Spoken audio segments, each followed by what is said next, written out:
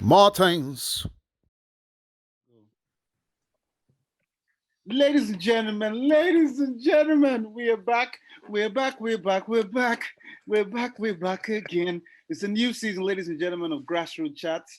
Myself, the host, MC SaabiiBoi, and of course, the two lads, Mr. Thanos and Mike N. And today we have a special guest in the building, all the way from the seaside of Southampton. Yes, ladies and gentlemen, you have Southampton fans on Grassroot Chat. We welcome Daniel, aka AK-47. Thank you. It's a pleasure to be here. Of course, a pleasure to have you. Mike and Steve love roasting new people, so prepare yourself. Okay, man, let's get straight into it, man. It's a new Premier League season. The weekend was wonderful. So we're going to talk about transfers and how the teams might do, managers, who might be the first manager that will go out. I already know Mike's opinion about that, but before we start that, let us start from the reverse. The last game of the Premier League on Sunday, Tottenham versus Man City. All the talk was about Kane and Kane missing, blah, blah, blah, blah, blah. So I'll start very simple. AK, is Harry Kane a saint, as described by Gary Neville? What is he doing that is different from what other players are doing when they want to leave a club? I mean, first and foremost, it doesn't need to be a saint, right? So this is football, this is business. You've got to look after yourself. So I actually disagree with Gary Neville because you don't have to. I know obviously he's English captain and all that kind of stuff. So they have to make sure he has like a good reputation and all that. But to be fair, like I think everyone knows Harry Kane wants to leave. He probably told Daniel Levy he wanted to leave 2 seasons ago. So what he tried to do was to try and force his way out of the club, which is, I mean, obviously understandable. I mean, it's not like as if he committed the worst crime in the world. Yep, but I mean, he's on the contract. He has 3 years left on his contract. So how's that acceptable? He's on the contract. Yeah, I mean, he was obviously naive. I mean, he went to sign a 6-year contract, which makes me empathize with him because obviously, like, I think that was actually a very big mistake. But having said that, I'm sure somehow, somewhere behind the scene that Daniel Levy probably told him, if we get a good enough offer for you, we're going to let you go. Steve, what do you think about that gentleman's agreement that everybody's always talking about? The man signed a 6-year contract. He's bound by a contract. He's stupid. He should have a release clause in his contract. The time he signed that contract, he was of a player probably just a little bit less at the status he is now. So it's not saying he wasn't a good player then when he signed that contract. He was a very good player. So he should have put a release clause in there for a figure. So he was dumb in respecting this gentleman's opinion, gentleman's handshake. Yeah, he especially dealing with Daniel Levy. He's seen it time and time again. Berbatov, Modric, Bell. Throughout the years, Tottenham's been in the same situation. It's repeating. Define an acceptable offer. Man didn't tell you. No, but it doesn't matter. The offer could have been 200 million, but put something in there that if someone wants to come and pay it, you can get out of it. Exactly. So Aston Villa had a clause, which is very unheard of in English football, because normally in English football, they don't put clauses in their contract. But I think there was a clause in Grealish's contract that if somebody should come for 100 million, which was quite bold from Villa, that they will sell him. So, I mean, Kane's agent is his brother. And as you said, dealing with Levy over the years, why wasn't the clause put in his contract, Mike? He's a dumbass, isn't it? So the guy is what? How old is he now? 28? 28. What, he's been in 6 years. 6 years. That's your whole career at Tottenham. No, but he has done 3 years now. So he signed that when he was 25. Okay, but even still, he didn't need to do that at any point because he was the biggest name in Tottenham. He could basically do it once. But the thing is, even if he did put that in there, he could have said, "Oh, if a Champions League club comes in for me, then negotiate, accept to bid," or something. He's got nothing. A gentleman's agreement in football. Football's full of shysters. But this is not the first time we're having like a gentleman's agreement. Ronaldo had a gentleman's agreement with Fergie. Fergie actually had to travel to Lisbon to tell Ronaldo, give me one more year. And after 1 more year, I'll allow you to go to Real Madrid. Hold on, what has that got to do with business? You just came in there chatting a big I am about business. There ain't nothing in writing that says that Levy has to let him go. Because that's business, right? Well, Yeah, I get that. That's business. But then again, maybe they have a good relationship behind the scene. Well, it's not business And though, is it? sometimes he takes people for their word. Yeah, but not in business. You don't. In business, you go by contracts.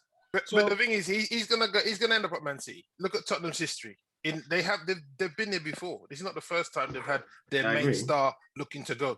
Yeah, And as I said, Modric, Bell, who else?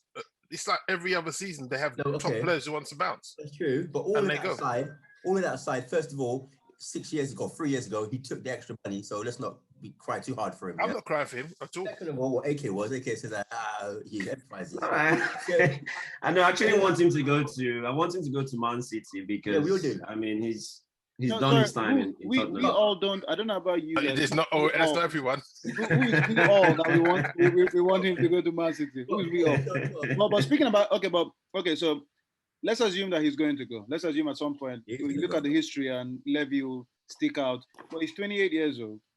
City. Let's be honest. City don't particularly need him. However, how much do you pay for him? City needs him. Well, City needs a striker, definitely. Yeah, they need a striker, but they don't particularly need Harry Kane. Yeah. To actually flourish in the league. However, the question is this now. So Tottenham let go of loads of players, and they only brought in Golini from Atlanta, who is on loan, Brian Gill from Sevilla, and Romero from Atlanta. Jesus. So, and these are players that, unless you are really into the football, you don't really know who they are. So the Tottenham fans are wondering. However, from Sunday's game, and with Nuno Espirito Santo, does Tottenham have a new look? And do they need Kane now that Son is on fire? I'll start with you, AK, because AK sent me a very wonderful message. And he said Nuno Espirito Santo is Mourinho in disguise. So what do you think Tottenham would do life after Kane and with Son?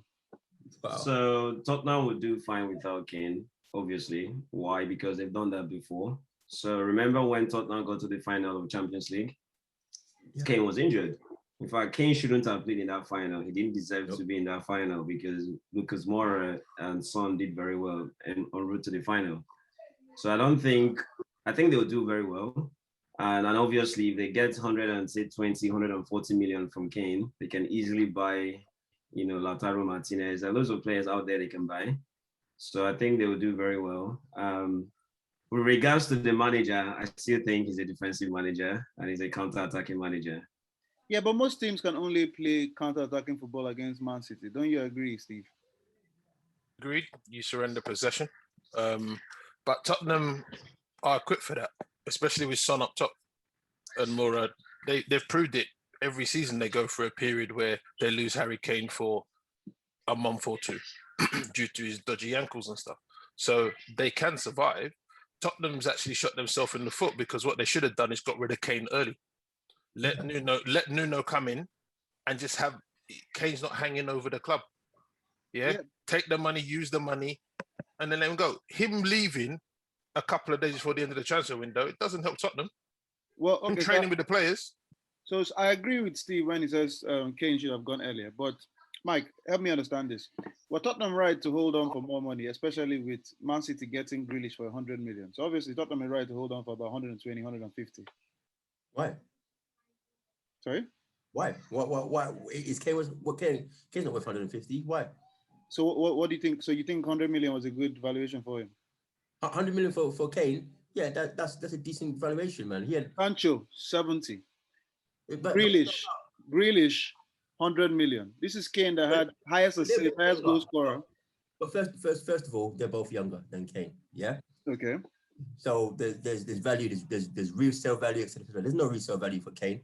That once you buy him, that's it. He's there for 4 years or to 32. Yeah, but we're talking about the market value, though. Forget what. I don't think he's. What? Because he's the English captain. No, forget his responsibilities. Okay, then what the man has done over 20 goals a season, over 10 assists. He remodeled his game under Mourinho. You say, and then Grealish is 100 million. So you're saying Harry Kane is not worth more than 100 because of his Kane can go from 100 to maybe, but no, wait, hold on. If we rewind about, I don't know how many months ago on this show, we talked about Harry Kane's valuation, and we were even saying 100 million might be too much. But Yeah, now, but that was then. But now Now that it's you then. but now that you buy a no, it's player for because 100 million in because Grealish, you pay 100 million. Hold on, Grealish had a clause in, so it's not whether he's worth it. That was, they just met the clause. That's not the same as him necessarily being worth 100 million. That's the clause, so we paid it. They didn't have any wiggle room to barter for the 70 or whether he might actually be worth. That's the buyout clause. That's the buyout clause. You haven't put a buyout clause for Harry Kane, so then it's down to market forces. So we think you're worth 100 million. That's what we're going to offer you. If you don't want to take it, keep Kane. Kane's not doing nothing for Spurs, really. More that, like you say, Spurs can do without him. So take the 100 million and reinvest it in somebody younger. so but then the market forces is two ways, right? So if you delay the sale of Harry Kane, other clubs will also force Tottenham to pay premium for Harry Kane's replacement. So maybe the earlier you sold him, the better for everyone. But that's what I mean. The thing is, Tottenham's been here before. They've done it with Gareth Bale. They had over 100 million. Then they went out on the last day and bought 7 players that absolutely done nothing for their club. But listen, yeah, right. And at the end of the day, yeah, a better comparison is Chelsea just bought Lukaku for 97 million. 0.5, please. Right, 97.5 million. What Tottenham should do is that, all right, City offered 100 million. If you want 125, if you want 140, say that's what your price is. hey, and done. Both sides are just dragging it out. And to me, Tottenham's in the weaker position, because if Man City turn their back on this signing, there's no one else really in the market for him. Yeah. Man City might turn around and say, we'll go for Haaland.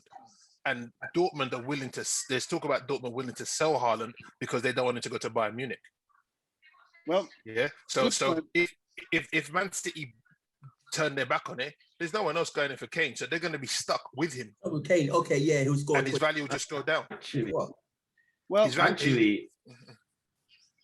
go on again. No, sorry. Actually, I fancy Lautaro Martinez going to Man City.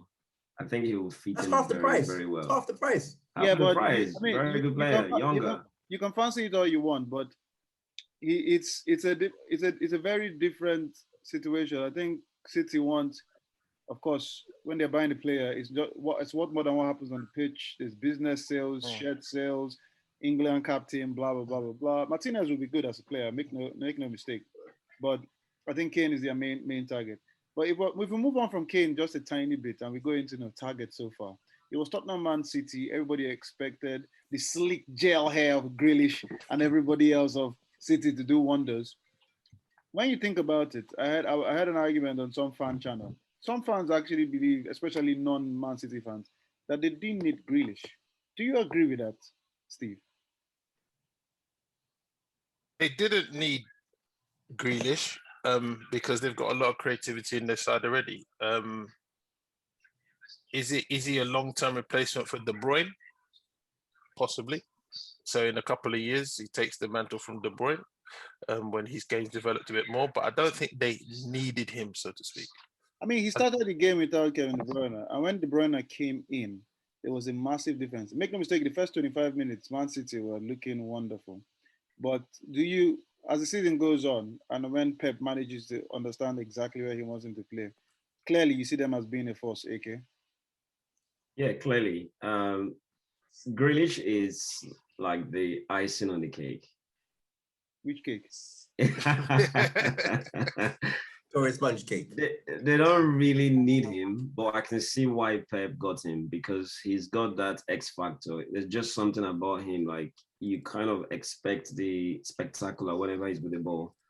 So, and I think because I actually fancy him playing through the middle, and I think we saw what he did against Tottenham in those first 20 minutes when he made that run. Imagine making those kind of amazing runs through the middle. I mean, we're talking about something crazy going to happen. But when we look at it, can they actually play with De Bruyne and Grealish through the middle? Is that possible, Mike? Because Grealish seems to like to go from the left. I know De Bruyne is happy going through the middle, but when you have the likes of Mahrez and Sterling, can you actually have Grealish and De Bruyne on the pitch at the same time, especially if you want to play one on top or a false nine? They're top players with a top manager, so they'll figure it out. And somebody else will have to make way. You can play Grealish on the left. You could play two in the middle. They tweak the formation. If they want to, they can. But like AK says, they've got time, or Steve, they've got time with Grealish. He doesn't have to play it every game, or vice versa. They can rest De Bruyne out at times, like they did in the last game anyway. So it's a good problem to have. It's not never really a problem. It's just a choice of how you do it. So yeah, they can easily. Well, Tottenham Man City game was a wonderful game. Taganga, man. Taganga, one of those guys. I mean, the right back, I can't even say his name. To me, I think till they took him off, he was wonderful in that game. The tank guy. The tank guy. he locked down Grealish, locked down Sterling. Powerful, good play. Son obviously loves playing against Man City. He likes scoring against them. He played well. I thought it was a good show. For the last game of the weekend, wasn't too bad at all. Now, why does nobody ever? Why is Son never linked with anybody ever? I'll tell you, because he signed a new contract. No, apart from all that stuff. But he signed a new contract, and he's not one. There are certain players that clubs just don't even bother. But why? And okay, for example, when Scholes was in Scholes, nobody ever. They just said, "Look, this guy's going to stay here. He's happy where he is. There's no issue." When you look at, at least in the older days, where there are certain players that you just look and go, "Nah, this guy's not going to leave here." The Ray Parlours of Arsenal that time, unless you literally push them out, they're just happy there. And everybody knows there's no point trying to bid for this guy. Besides, Son, the way Son plays, most teams have that caliber of player there. And Son will not go to any other club apart from about top 3, top 4. And when you look at the caliber of players they have there already, there's no point bringing him in because where will he really go in the Premier League? Unless he leaves, he can probably go to Barcelona or somewhere. But in Premier League, I don't think anybody. What are you saying? That he's too good to go anywhere else, or he's not good enough? Too good. Too good. Yeah, too good in the sense that he will definitely add to your team, but then you probably have a surplus of talent on that side of the pitch, maybe on the left or the right. So he couldn't go to Man City, for example, or Chelsea. Yeah, but you don't buy Son to put him on the bench. When you start him. Well, at least personally, I don't think you should buy Son to put him on the bench. I don't know what other managers think or other players think. Other teams, they got other priorities to fill. They don't need a Son in the Premiership anyway. But I do think that he could go to any of the top European clubs and light it up. Well, in terms of lighting it up, oh, Paul Pogba, Paul Pogba. See that pass? That is the pass of the season. I can guarantee you now from day one. Sorry, how many assists did he have last season again? Can you remind me? 3. Okay. And he's done it all in one game. He's done it all in one game. You see, the problem is that AK is a Pogba hater. It's the truth. Everybody knows. Everybody knows. Even AK himself knows. Everybody knows. So AK and Graham Souness are in the same line. Same WhatsApp group. I hate Pogba.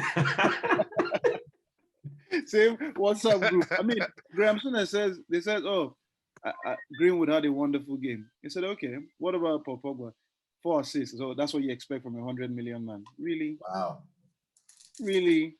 That's just, AK, explain, because I know you people share the same beef for Pogba. No. I mean, Pogba is good. I mean, everybody knows that. Like, he's good, but he's not consistent enough. He's not a serious player, in my own opinion. So I'm hoping for him to also have a good game against Southampton, because what we know Pogba will probably do is he's going to have a bad game on Sunday. So, like, he's never had a good season in how many years playing for Man United. Like, there's not been a season where you say, 2 seasons ago, he was United's top assist and top scorer. How many assists? Over 10. Okay, for 100 million. Okay, so how many did you get? Sorry? So how many assists should you get for 100 million? I mean, like, he hasn't had the impact, like, of a Steven Gerrard, like Frank Lampard, Kevin De Bruyne, even Son playing for Spurs. So I think there's just too much hype on Paul Pogba. And guess what? As I expected, he had those 4 assists. And guess what was on the papers the next day? His agents are saying that Pogba needs to go to PSG. So, I mean, this is kind of the distraction you have when you have this kind of players in your team. But when you say that, though, when you think about it, that's not his fault, though, is it? No, but he can talk to his agent, right? So he can't pretend like he doesn't know what's happening. he has Mike. He has a superstar agent as in Riola is not just uh an agent, whether you like it or not, hate him or love him. The man is a superstar agent. The deals the man makes and the amount of money he makes. These guys know that if he's so terrible, players will not be going to him. I mean, he has the likes of what Pogba, Haaland. He's got all the top players. He's got all the top players. Mbappe The problem is Pogba. Pogba's for me, he's slightly distracted in terms of it's not all about everything on the pitch. If you compare him to like a Kevin De Bruyne is just about playing football, winning the game. Pogba, he wants to have some attention on him. For example, go on. But does Pogba play consistently in the same position every single week? No, I'm going to get to that. Pogba has that. He likes the spotlight on him for more than just his football ability. He'll have a crazy hairstyle. He'll do this. He likes that attention. So no. I'm not saying that he's a fantastic player. I don't think we've seen the best of him at United because United's been unsettled. Yeah, if you're comparing it to, again, if I'm comparing it to De Bruyne has been in a settled Manchester City setup. Pogba, he's been all over the gaff. Yeah. So to try and get him to say dominate for a season, that's not been possible for him. I don't think it's totally his fault as to why he can't be the main guy. Going back to consistency, he's not playing a consistent role in a consistent team. Therefore, functions aren't consistent. Well, but AK's holding over his head. I think we're just making I've just seen so many excuses made just for one player. Like Pogba was so Bruno Fernandes is pretty much doing the same thing that Pogba was brought to do, and he came for half the price. Okay. Where is he playing? No. Guess what? Like even the last game against Leeds, like most of the time he was like the highest player up the pitch. He was even higher than Greenwood. Yeah, most of those times in the second half. I don't and look at his finishing. He finishes even better than most strikers. I don't think Pogba has had the license that or the freedom. Fernandes has a freedom. Since Fernandes has come there, he's been allowed to do kind of what he wants. He plays his game. Whereas Pogba's been played defensive midfielder, played on the left, played on the right, played at the top of a diamond, in all different positions. And you know why they moved him on? Because he was awful in all those positions. So there's a reason why they kept moving him around, because they couldn't find a good position for him to play. Think about it. Like if he was that good, they could have built the team around him and maybe played him behind the striker. Like, can you imagine? He's good on the left. They played him on the left. He didn't do anything. They played him on the right. He didn't do anything. They played him behind it. I mean, do you want to play him as a right back before he plays very well? How can you build a team around the guy if you keep moving him around? That doesn't make no sense. No, you're moving him around because he's not playing well enough. Is that really how it is, though? Yeah, he's not consistent enough. He to me, he's one of the most all-round complete midfielders going at the moment, to be honest. I agree. Which makes it even more sad to see. How can someone have all this ability and he can't impact the game? Like Frank Lampard actually analyzed this very well. Sorry to cut you, but let me ask you one question. So Mike has brought up the point that Pogba has had very different positions all over the place. As Steve says, he has been all over the gaff. However, when he plays for France, when this guy plays for France, they play him his ideal position. He has two midfielders pretty much all around him. And when he plays for France, the man looks amazing. The games in Man United that Pogba has stood out has always been games that have let him play his thing. They have midfielders all behind him to protect him. For example, against Leeds, you had McTominay, you had Fred doing all that thing. Bruno Fernandes is allowed to drift as always.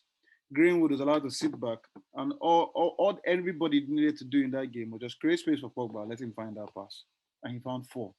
My good God, 4. So, are we saying that this is the first time Pogba is playing behind McTominay and Fred? Because that can't be right? No, it's not the first time, but he has had So is it because he had 4 assists? All of a sudden, Pogba is played well because he was playing behind 2 DMs? No, but he's been in this position many times. No, you're missing the point. No, he hasn't. He has. No. He's played on the left many times. Like I watch this guy every week, and it's still the same thing. He's probably gonna See, AK, I mean, that's the beauty of haters. They watch they watch these guys to look for every position. But Bruno Fernandes plays the same position pretty much. Free license, doesn't have to defend unless he wants to. His main goal is to attack and create. Therefore, he flourishes because that's what he's doing. Pogba might play a game or two like that, but then the third game he's playing left mid. The fourth game he's playing right. Fifth game he's playing DM. So therefore, he will not be consistently giving you the same type of performances attacking wise, which is what we all care about. No one cares about Pogba making tackles. No one cares about him making assists. So when he doesn't perform like that, everyone's on his back. Blah blah blah blah blah blah. I mean, Leeds scored an amazing equalizer, and the commentator even made a slight comment of, "Oh, maybe Pogba should have chased him down." Pogba wasn't even near the guy. If that's Fernandes, no one would say nothing. Pogba wouldn't share the guy. But I mean, Pogba aside, though, it was a good display from the Man United team. Sorry. Leeds are their perfect team to play. Good, of course. Good. It was a wonderful game. I think good. Should United fans get excited, though? Should they get excited, one, from that performance against Leeds, the wonderful signings in Sancho, Heaton, and Varane? Is this a new look? And of course, the crowd being back, or is just one of those? It's just one game, 37 to go. They can get excited, but it's not gonna. They're not gonna win the league, in my view, because just the people that they're competing against in Chelsea and Man City and Liverpool will be too strong if they all perform to their abilities. Okay. The signings have been good, and it's turned around for Solskjaer, and he's got a lot of talent. Varane's a good signing. Sancho's a good signing. So we'll see. The Varane with Maguire is going to be interesting in terms of pace. Okay. So but, yeah. Look, I mean, Leeds was Leeds, same old Leeds, high energy, but I think, as you said, they're tailor-made for Man United and the style of play. They play man-to-man, innit?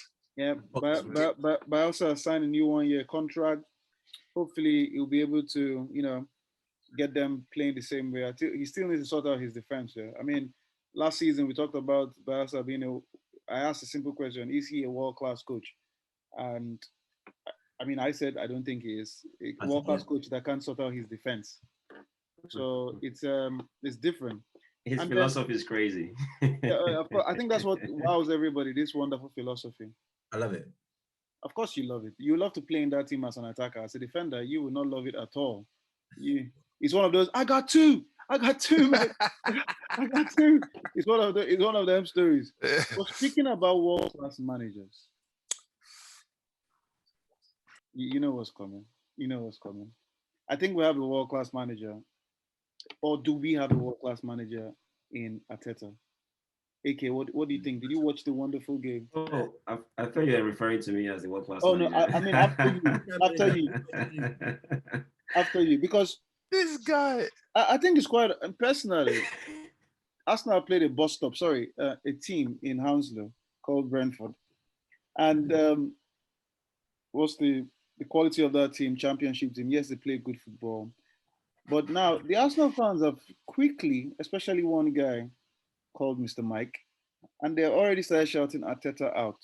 So let me have a different perspective first from the Arsenal boys. Steve, you tell you. AK, what do you think? Is Arteta going to be the first manager sacked this season? 100%. I think so. And why? I would like to say he's a good manager. So are you saying what's happening at Arsenal is tactically he's a good manager. I watched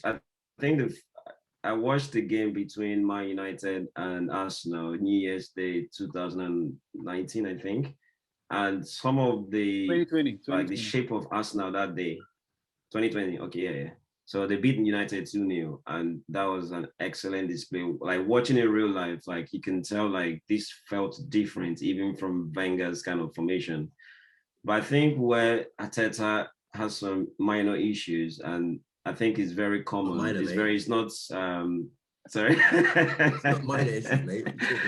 He has problems, I think, with man management, which you can understand. Obviously, it's very inexperienced. Frank Lampard had the same problem as well. I don't know what's happened behind the scene, how you want to get rid of like 4 of like your most senior players and then still expect them to play. And the whole U-turn that happened with Xhaka as well. Like one moment you want to get rid of him, and next day he's signing a 4-year. I mean, something is not quite right. But having said that, Arsenal has serious problems. Arsenal needs money. Like they don't even have players. This is how bad it is. Like I can't think of any Arsenal player that can make it into sports team. They don't have players. That's just the fact. So, so Arsenal needs money. Steve, do you think so? First of all, AK, are you saying Arteta will probably be the first manager sacked? But do you? Yes, but it's not his fault. I think he's a good manager. But do you think he should be sacked? Should he be given more time? He should be given not just time, he should be given money. The only reason why Arsenal have him as manager is because he's the only manager out there that kind of understands that Arsenal is not willing to spend money. Obviously, being an ex-player, so he's like a cheap option also for Arsenal, because if Arsenal is going to hire Conte, for example, you can't pay Conte to be your manager and not ready to give him 200 million for transfers. So, Steve, do you agree with AK? Do you agree that he's a good manager and it's not everything that's happening is not his fault at the moment? Yeah, to a degree, I would say he's a good manager. I think he's just in Mike is weak. He's at Arsenal at the wrong time. He needs a structure above him that's experienced. This is the same thing Steve said last season, though. But it's the truth.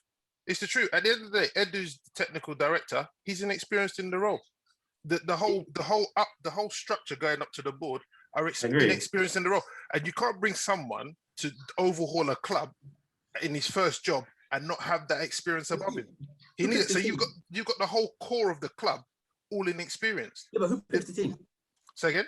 All that. Yeah. Who picks the team on the day? Yeah, but you can pick a team, but at the end of the day, if the whole club is in turmoil, it will translate onto the pitch. So people can't just all of a sudden say, you know what, Xhaka was going to leave, and then now he's coming back, and we're going to give him a new contract. That's going to affect some players on the pitch. Okay. Lacazette and Aubameyang both falling sick on the day of a match. That just sounds a bit dodgy. Excuses now, mate. That's not making excuses, Mike. That just says to me the whole club has got a problem. Okay. There's fundamental Even Pep will struggle. Let me ask you this, Mike. Yeah. Let me ask you this. So AK has said he's a good manager, but Arsenal in trouble. Steve believes it's structure above. So now let's talk about what happened on the game itself. So the truth of the matter is, whether we like it or not, Arsenal being Arsenal, the team that turned up for Arsenal against Brentford should be able to beat Brentford. Do you agree, Mike? Why? Player for player, you should be able to beat Brentford. Why? What? Because it's Arsenal. Yeah, and I said player for player because of the name. Player so for player. If Arsenal sign me and I go and play for Arsenal, does that mean that I should score 30 goals? Don't get carried away, man. They won't sign you. They would if I was a bit younger. Anyway, still. The question I'm trying to ask you, you say who picks the team. So I'm saying player for player, Arsenal has a better team than Brentford. But it doesn't matter. But they still have to play as a team. You still have to have some tactics. So the question I'm asking you, are you saying Arteta couldn't manage that team to beat Brentford because he's a one? That's right, and it's not the first time, is it? He's made similar mistakes when he'll play Willian for four or five games. Willian didn't do nothing. Keep playing him. He'll play Xhaka at left back rather than what we needed in the centre. Those are decisions that he makes. It's not Edu. It's not anybody else. Yes, they limit him with the tools he can use. Yeah, so the players he has, he could have better players, but they give him the players. But you can still make the best of what you've got. Arsenal allegedly have better players than at least 12 other teams in the league, at least maybe. But he doesn't manage those players well, and that's his fault. You can't talk all this bollocks about reasons and cronkies. He manages the team. Yeah, yes, Mike. He does manage the team. No one's saying that he doesn't manage the team. No one is saying that he doesn't make mistakes. I'm not saying that. He's making mistakes. He's an inexperienced manager. He will make mistakes. What I'm saying is he needs a structure. Mike, who's teaching him? He needs a structure above him that's experienced. You can't. You bring a rookie in to do a job and he's got no guidance. He's going to make mistakes. Someone needs to correct those mistakes. You can't turn to Edu. You can't turn to Edu to correct those mistakes. Wait. Let me ask you a question. In your job. You start first day, you make a massive fuck up, yeah? Whatever the reason is, you're expected, you fuck up. and you know you made a fuck up because of the result, yeah? You continue to make that same fuck up week in, week out, and you're waiting for your manager to tell you that you made a fuck up.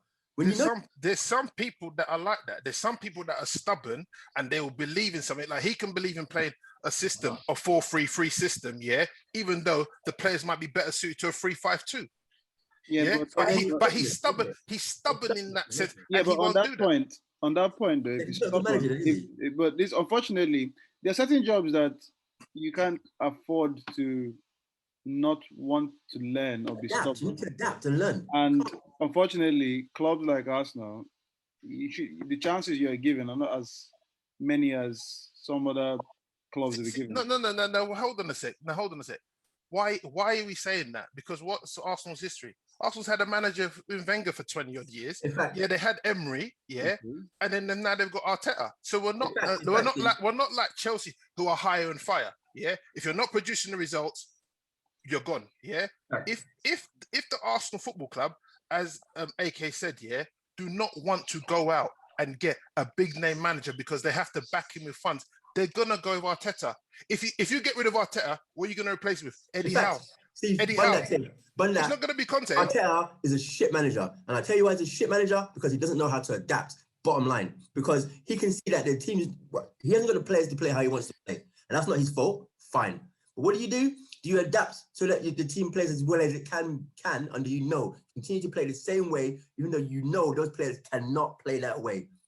That's nobody's fault apart from Arteta. Yeah. And that stubbornness, I'm going to say... But what do you mean they can't play that way? They finished the season strongly. They just... The first game... So the thing with adaptation is... The last 5 games of the season we won. 1 second. The last 5 games of the season we won. Yeah, we finished the end of the season strongly. Defensively, we improved. So why would you go into the first game and change your formation? You wouldn't. Okay, it's one game. Question. So question for AK is, as Steve says, it's one game. So boys in the friendly. What? Hold on. You're on drugs. What are you talking about? First things first. Okay, so Arsenal signed Nuno Tavares, Lokonga, Mika Berth from Fulham, and Ben White. There's a lot of talk about the Ben White. I don't know this player. Sorry. Nobody knows this player. So there's a lot of talk about the Ben White situation.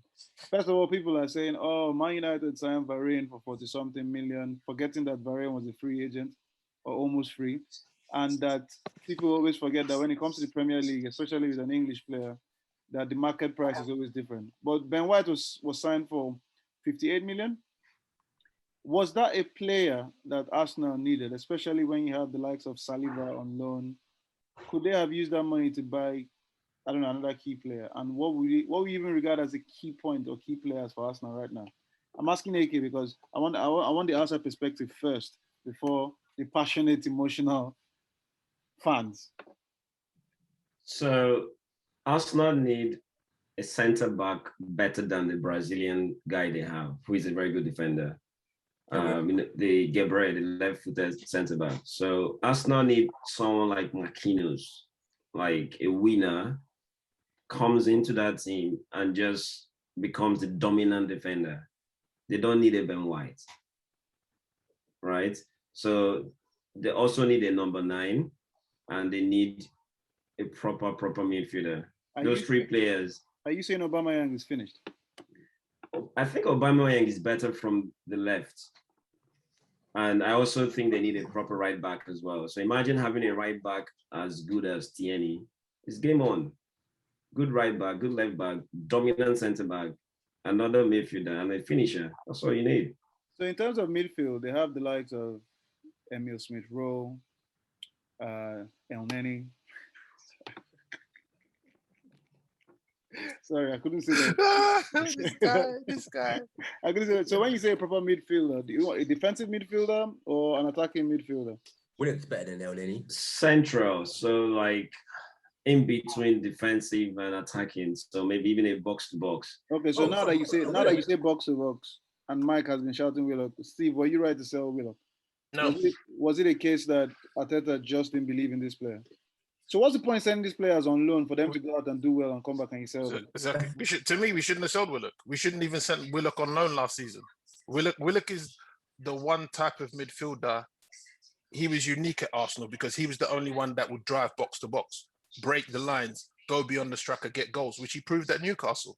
All the other midfielders we have, they want to sit or they want to pass, but they don't run past the forward line or try and break the lines. Please tell me why we had SaabiiBoi for 2 fucking years. I'd never liked Danny SaabiiBoi because he was more of the same. He was more of the same. I never liked Danny. I didn't think we needed Danny SaabiiBoi. Yeah, makes any sense. Right. There's how can I say? And this is where you can, and this is to me where you can blame Arteta, because to me I look at the Arsenal team and the partnerships are wrong. Like if you look at the right flank, you're playing Chambers with Pepe. Yeah, Chambers is not gonna go on the outside of Pepe. Pepe needs to play with a fullback that's going to give him an option to go outside so he doesn't get double teamed. If your right back's not going forward, Pepe's dead in a game. Because as you saw against Brentford, there were just 2-3 up against him and he can't do nothing. Yeah, so he needs to play. I don't understand why we have Cedric sitting on the bench and you don't play him. Because I can understand in games where if it's a long ball, like Brentford, you want Chambers to come inside and support the centre-back. Yeah? But if he's not there to do that, no disrespect to player, and you want to play Arteta's kind of game, then you must play Cedric. Because Cedric is going to go outside, because Bellerin seems like he's out the club. So it looks like, well, so we could stay, as always, when it comes to the Arsenal matters, Steve and Mike can never agree. AK has brought an outside perspective, which Steve and Mike will never agree. So no, I hear what AK is saying. Yeah, I hear what AK said. By the way, Cedric used to play for Southampton and he's got the best delivery out of all the right backs in Arsenal. Yes. Mm-hmm. Yes. But exactly. Speaking about Southampton, I won't play him. Speaking about Southampton, since we brought you all the way from there just to come and give us an inside perspective, you got rid of Ryan Bertrand, you got rid of Vestergaard, you got rid of Danny Ings, and then you have a whole lot of other players that are out on loan. Do you see a relegation battle happening this season? Relegation battle? Yes, for Southampton. Definitely. It's going to be a tough season. You haven't said the key one. There's like Villa sniffing around James Ward-Prowse. Oh, really? They're putting 2 bids already. I mean, they started really well against Everton, and everybody thought, I mean, the Everton fans actually booed their players off after the first half. And of course, the Benitez effect, compact at first. But Everton go on to win 3-1. And is Southampton just going to, I mean, they've always been one of them teams that as the season has gone, they'll be one of them teams you don't really speak. Okay, every now and then they'll take like 8-0 or 6-1 or something. But you don't expect them to say, okay, you know what, this guy is actually good. But this season is looking, I mean, they have Theo Walcott, finally on loan. They have Armando Borja, Adam Armstrong. Cahill is coming. I think he'll make a difference. He's coming in as a free agent. Oh, okay, to replace Vestergaard. Yes. Okay. And I think that's exactly what Southampton needs at this moment in time, because he's going to bring leadership. He's one of my favorite defenders, actually. Team Cahill. Harry Cahill. No. Cahill from Chelsea, Crystal Palace. Well, for your sake, man, just so that you could, well, if Southampton goes down, you could be our championship correspondent on Grassroots. It won't happen. It won't happen. So it could be. So what we're saying here is that it could be Arsenal and Southampton in the relegation battle this season. I'm right. Stop this talk, man. Armstrong will score 20 goals. New striker. Don't worry. Sorry, say that again. I can't say that for sure for our team. So the new striker Armstrong that scored against Everton is going to score 20 goals. It was a very confident finish. Boy. Very good goal, confident finish. And the thing with Everton is, I mean, I was watching the overlap and. What's his name? Carragher was like, they're not going to get top 4. So they should pretty much go for a cup. Do you think Benitez can actually deliver a cup for Everton? Mike? Yeah, why not? I like him. He's a good manager. Very good manager, actually. So you think he can deliver a cup because you like him? No, I like him because he's a good manager. That's why I like him. Yeah. I don't like him because he's not my mate. I don't like his personality. He's a good manager. What are you talking about? Dear. And then speaking about teams that looked all right, buying wonderful players, people actually expecting wonderful things from them, was the good old wonderful Aston Villa. So they had four good players, or probably more. I mean, they have Alex Zambe on loan, they have Danny Ings, they have Leon Bailey, they have Ashley Young, they have Benedia. They have wonderful players, and then they got wonderfully humbled by Watford. I mean, it was 3-2, but it was not what everybody was expecting. With all those signings, sometimes is it a case of signing too much, or just because these players haven't actually blended in? Steve. The interesting one might be what's happened off the pitch. And even though I don't like him, the fact that John Terry's left the club might hurt them defensively. How? Because he's their defensive coach, sorting them out defensively. Yeah, So, I don't think it's a case of new players bedding in. Yeah, it takes its time, but for me, for Villa for the season, it will be a case of how they adapt to not having Grealish. so you don't think the players that they have signed can cover that hole? What do you think, AK? They can. It's how they adapt. What do you think? I think it will take some time to obviously get all these players playing together. One interesting thing I observed was that Ashley Young was not playing as a right back. He was playing as a left winger, which I think you would expect someone like Leon Bailey to be, occupying that position. I think Ashley Young is not. I don't think he's good enough to be playing as a left winger anymore. Yes. So but again, his first game of the season, the manager will probably go and watch the game back again, and then make some tweaks. Okay. But isn't it interesting, yeah? That Villa play one game, lose whatever to Watford, blah, blah, but they've got some signings. We're all like, it's only one game, things will get better. But when it's Arsenal, who lost one, there's no hope. That's it. We're relegated, we're rubbish. But the difference though is that Villa have bought some players that you can see it might need time to gel, whereas Arsenal, it's the same old. So, and then unless Saka and those guys are fit, it's the same as last season. I think that's so if Arsenal went out and signed 5 players, then they'd give you what? You'd give you some hope, wouldn't it? Surely. Apart from after we got whacked 8-2 by Man U, and we just wouldn't bought any 5. Speaking about time to blend, and we finally had, so at least some of us have had a good wish, one of the black manager in the Premier League, and then finally Crystal Palace gives Patrick Vieira the wonderful job. So he got slapped around and humbled by Chelsea this weekend. First of all, are Chelsea the dark horses? Are they the ones that are actually, now that they've signed Lukaku, who bring more pace and probably goals, are they the ones that people have pretty much overlooked? That they're not dark horses. Yeah, they're not dark horses. They're not dark horses. Yeah, but everybody has pretty much been saying City, Liverpool. Them people are drunk. Them people are drunk. In my so for me, Chelsea is hands down the best team in the league. Hands down. Yes, they have the best squad. Yes, squad in depth. The depth of the squad is very, very good. So, do you think they can win the league? Of course, I would take Chelsea's team over City's team. Well, unless maybe City buys a Kane, maybe I can reconsider. But currently, Chelsea's team over Man City's team all day. So now that they've gone out and they've bought Lukaku, they've brought him back to London again. Do you think he'll fill that void and give those goals that Timo Werner couldn't score last season, Mike? Yes.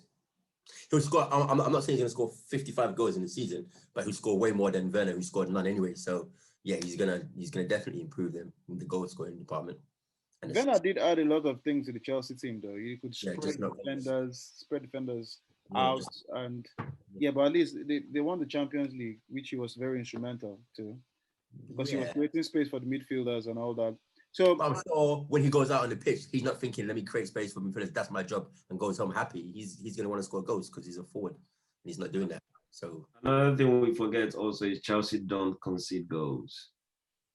So since the manager came in, they don't concede goals. Yeah. So that team is very, very dangerous. If that goes to what they're doing, Where? So Rudiger's just got a new lease of life. See, the animal, that guy. Thiago Silva's not even playing. So the question for you, Steve, just because I'm that guy, Mhm. Patrick Vieira and Arteta, who do you think finishes above the other? I think Arteta will finish if they both see out the whole season. then Arteta will finish above Vieira, and that is not solely down to their management. It will just be down to resources. Because based on resources, would you take the job of Vieira for Crystal Palace? Is that question to me? Yeah. Then everybody else will join in. No, because he could probably get the Arsenal job in a matter of time. So he's got his way into the Premiership, but it's a tough job at Crystal Palace. Very tough one. It's a tough job at Crystal Palace. As well, does that line him up for the Arsenal job? Does he even need probably? The thing is, I think he would get the job sooner or later anyway. His names will be thrown into it, especially if they made an early decision about Arteta. Then yeah, he's going to be thrown. Again, he's another one that will always be considered for the job. But the thing with Thierry is that they have their roles that they do outside of the Premiership, there's no focus on them. You don't really hear much about it. But the fact that Vieira is now coming to the Premiership, if he does really well, it's going to put pressure on Arteta. If he does very bad, it kind of damages his own credentials to go and do the job at Arsenal. But the question is, what's actually the difference between Arteta and Vieira? I mean, are they on the same level in terms of manager experience, or is one better than Vieira's got more? Vieira's got more managerial experience. I mean, he coached in the US and some other places. Arteta just has in Ligue 1 as well, France. Yeah. Arteta just has Pep's number in his mobile phone. That's it. The difference. That's it. Everyone's thinking he might be a new Pep. That's why he's getting all this leeway. Simple. Let's not pretend that it's nothing else. Because if he hadn't been at City as number 2 and he'd been at I don't know, Leeds, never Leeds because Bielsa's a decent manager. Somewhere else at Everton, number 2 under Moyes or West Ham, we wouldn't be talking about Arteta because he's been with Pep. You're thinking that he's going to be a good manager, but he ain't. That's it. Come on, guys, man, get with the program. Get out, man. But now the question: one team that people don't really give a chance in terms of winning anything, and they've only signed one player, and that's Liverpool. They signed Ibrahima Kanut from Leipzig, defender, but they started the season well as as Salah on the score sheet, Jota. Is Liverpool another, let me not use the term dark horse, but are we not expecting them to actually be a force this season? Mike? Well, why they should be a force. Nothing much should have changed. Last season was a bit of a blip, to be fair, that all those injuries and blah, blah, and plus you can't play at such a high level for season upon season without refreshing your squad. So technically speaking, that last season was like a refresh in a way. So they should be in around the top 2-3 now. There's no reason why they can't do, barring injuries. They didn't need to. They just needed to take the rest, I reckon, to be honest. They got that last season. Steve, is this same old Liverpool, or is it fresh now that Van Dijk is back? The forwards are looking sharp. Are they going to be the same Liverpool of 2 seasons ago? They're going to be. They could potentially be the same Liverpool. Well, not the same Liverpool, as almost as good, but their rivals have either caught up or taken steps ahead. Because the Chelsea of 2 seasons ago, the Chelsea this season is a lot stronger than the Chelsea 2 seasons ago. And a different manager as well. Man City, they're stronger than what they were 2 seasons ago. Man United are stronger than what they 2 seasons ago. Liverpool even though Liverpool lost players through to injury last season, they haven't refreshed. And one of the key things that, if you look at Ferguson, what he always used to refresh his players. Yeah, Liverpool's not refreshed, and they've lost Wijnaldum, who's arguably their best midfielder last season, and probably the season before, along with Fabinho. Yeah, so they haven't refreshed with quality. Well, what do you To think? me. What do you think, AK? You think? Because I know you're a big fan of Klopp. I like Klopp, yeah. So Liverpool is still a dangerous team. I only worry about the attacking positions. I think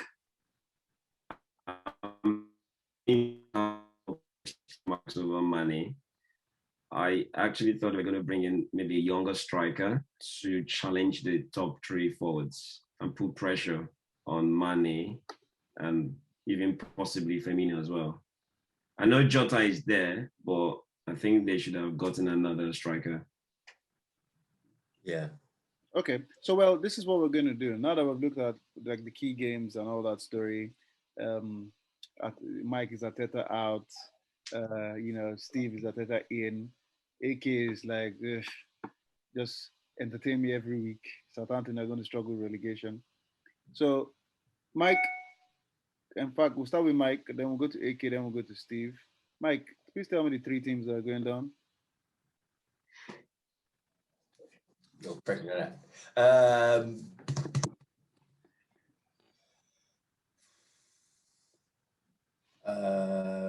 Watford. Okay. Southampton. Arsenal. AK. Wow. Okay, so I will start with Norwich. Okay.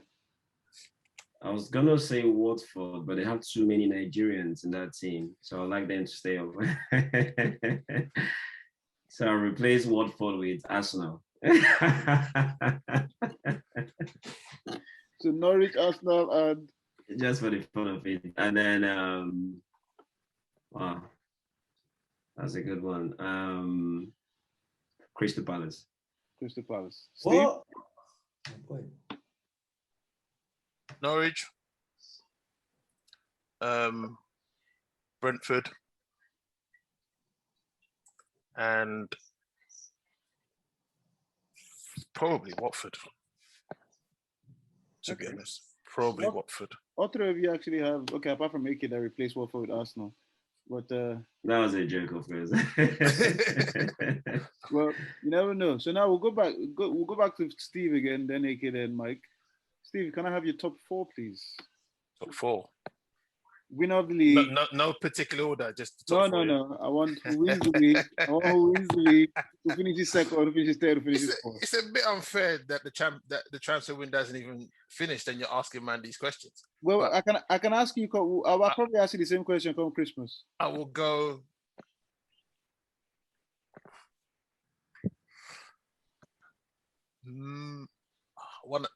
It's a tough one. Champions will probably be Chelsea. Okay. Followed by Man City. Followed by Liverpool, then United. Oh, wow. Okay. AK. Champions will be Chelsea. Mm-hmm. United will be second. Liverpool will be third. Man City will be fourth. Oh, wow. And that's if it stays this way. If they bring in Harry Kane, then Actually, it changes everything again. I'm gonna change mine. City will win it. So you say City now. City will win. Second. City will win. Chelsea second. Okay. Liverpool, then Man United. Yeah. Okay. City will finish fourth for me. Mike?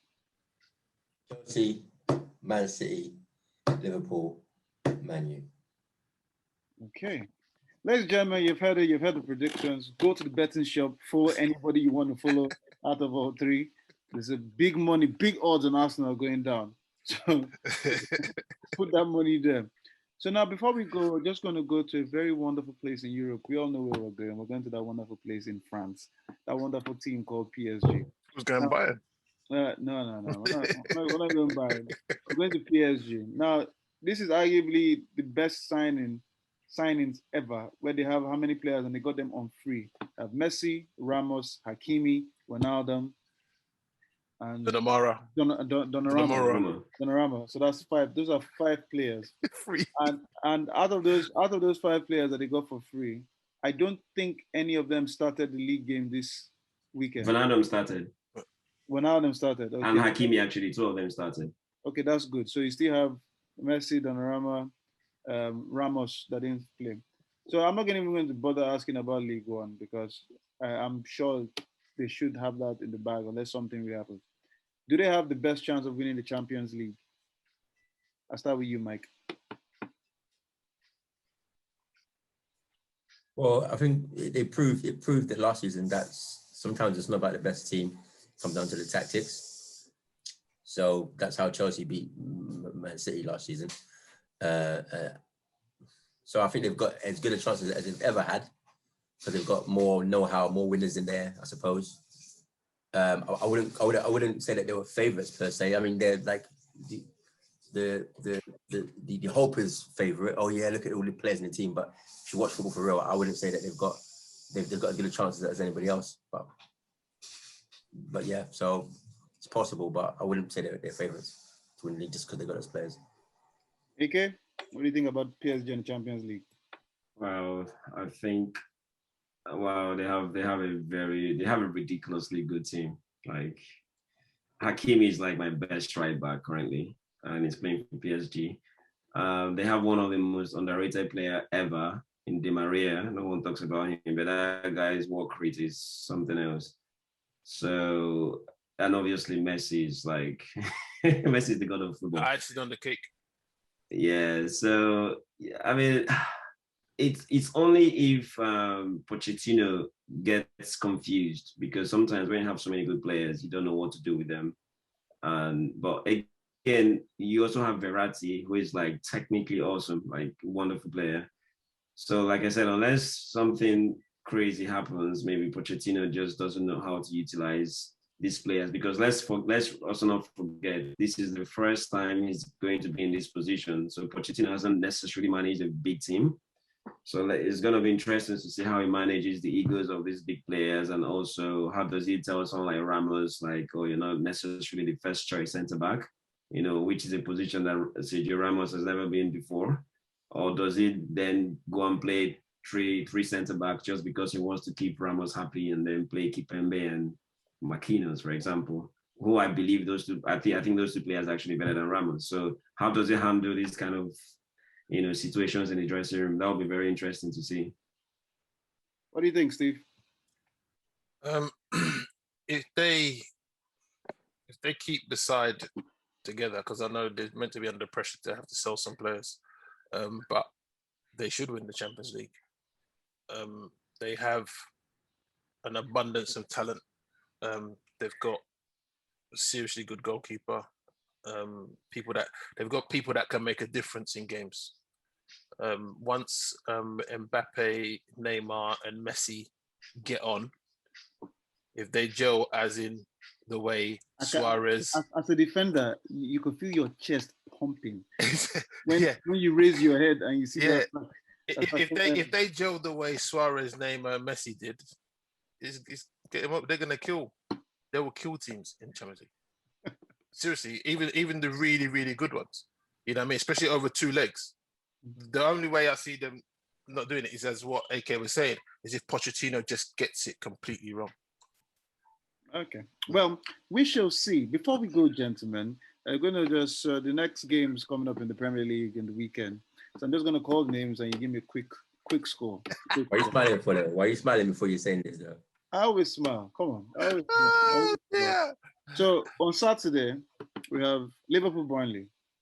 AK, scores. Who's playing home? Liverpool. Yes. Liverpool's at home. 3-0, Liverpool. 3-0 Liverpool. Okay. Mike? Don't do it. Mike, Liverpool. Okay. Oh, Liverpool-Burnley. Oh, okay. Yeah. 2-0. Liverpool. 2-0 to who? Liverpool.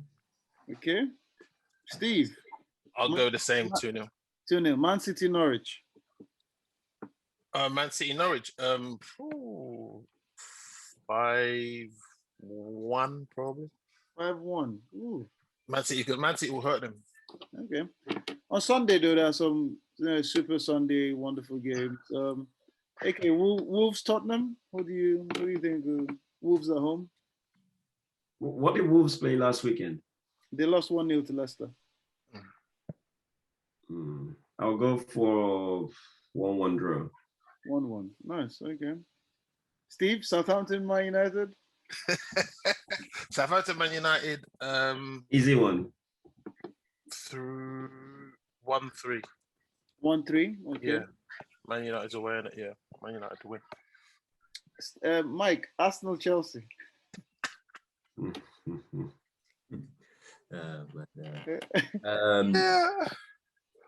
3-0 Chelsea. No. Yeah, 3-0 Chelsea. AK? That's not Chelsea. 2-2. Oh, big call. Steve? City go for the win, like some nutcase. No, it's either going to be, I think it'll either be a draw, but if Lukaku makes it and he plays, then I reckon they may take it 2-1. All right, ladies and gentlemen, you have heard it from the Grassroot Pundits. First of all, I'd like to thank AK for joining us today all the way from Southampton. Please come back anytime, feel free. But I'm sure right now you're going to What is Paul Pogba doing right now? Call your body Graham Souness. Yeah. And see what happens. Big Steve, aka Mr. Thanos, Mike N. Thank you very much. Ladies and gentlemen, it's been another episode of Grassroots Chats. Have fun and we shall see you soon.